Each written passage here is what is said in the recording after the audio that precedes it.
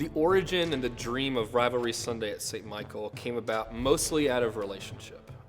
Andrea and I went to seminary with Jessie Canniff-Kuhn. We were in the same class. We'd worked at camp with him. We went through candidacy with him, and so we tried to get together as much as possible. And when we did, especially when we both joined the Synod here in South Carolina around the same time, we thought, how's things going? How can we support one another? And Jessie, of course, having this beautiful ministry in Columbia with South Carolina and wondering how he can really make his mark there, but kind of lamented that he needed support. He wanted exposure and partnership and of course, funding. And so I thought, well, I think we can help you with that. When Pastor Kyle first came to me with the idea, I was super excited about it because it seemed like a really fun way to get together, to raise awareness for the work that Josh and I are doing at campus ministry and to raise some funding to help us do it. We pulled in Josh, of course, from Clemson, who we also went through candidacy with and were friends with, and it became this beautiful partnership where we got to have fun and inspire people and let people bring in their Saturday selves, all that passion and competition and energy into a place where we long to bring that to God. And so we did that in a way that was fun and energizing, and I think we're going to keep it going. Yeah, I love the idea when Kyle brought it to me. I spend most of my Sundays at University Lutheran Church in Clemson. Our campus ministry is attached to that congregation, but campus ministries in South Carolina are a synod ministry. And so it was good for me to get out and go to a local congregation and get to tell my story and our students' stories that way. We have a lot of people at St. Michael who park in our parking lots on Saturdays for football games.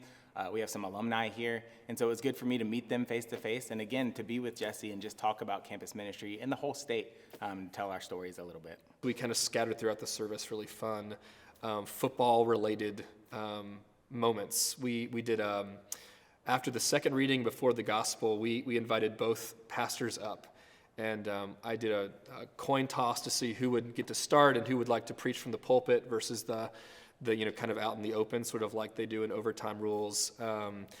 We prayed for there would be a good, clean preaching, sort of like at the beginning of any sports game. And then, of course, the messages were wonderful. And people really enjoyed seeing both ministries be able to speak and ask for support. And then, of course, we ended with communion.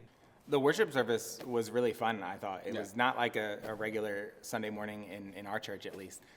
I loved the coin toss. That was a lot of fun, and it just got me in the spirit. I was a little nervous at the beginning, preaching in front of strangers. I was nervous preaching head-to-head against you because it was like one of the most high-pressure sermons that I've had, I feel like, because I was like, what if Josh really brings it, and then my sermon totally stinks. But actually what happened was you focused a lot on the importance of the ministry that we're doing, and my sermon focused more on the importance of the unity, and so they paired together really well, not even planned that way. That was just a Holy Spirit thing. Yeah.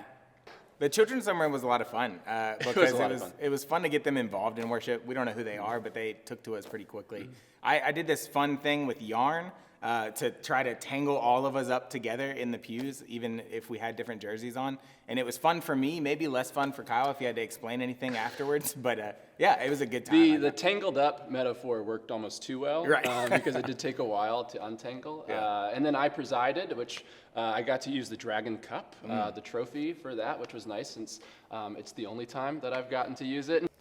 One of the fun things that we wanted to do with kind of the pairing of rivalry with unity is that we would gather around the communion table. And so one of the things we decided was we would have one cup in communion, but we would commission a chalice. And so we have here what we call the Dragon Cup. St. Michael is traditionally the saint, the slayer of the dragon. So we wanted this to be a memorable thing.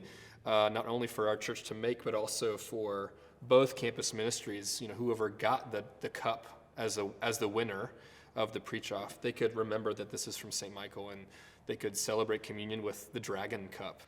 Obviously, Josh and I are passionate about campus ministry. I think it's really an important and vital part of the church and the life of the church now and into the future.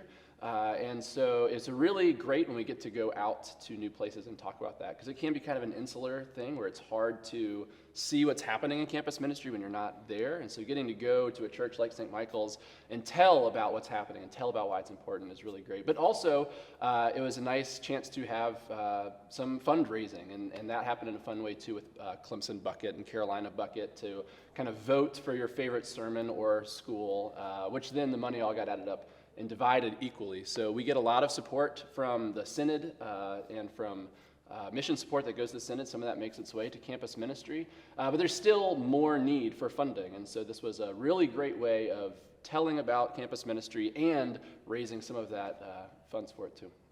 Yeah, I'm always humbled when people who don't get to see campus ministry firsthand offer their support with money or prayers and things like that.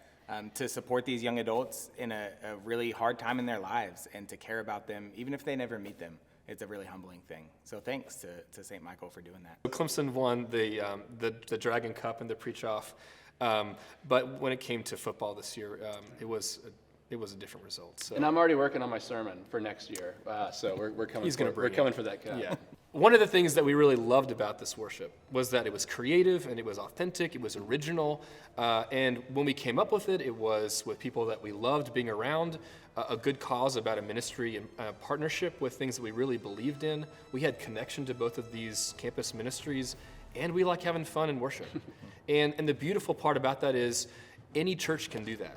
But they don't have to do this. In fact, it might actually be better for people to think, how can we think about who we are, who we belong to, partners that really resonate with who we are, and then try something different. And it could be any time of year. It doesn't have to be, you don't have to have a cup or even, rivalries. It could just be ways in which we go, how do we have fun and creativity and worship?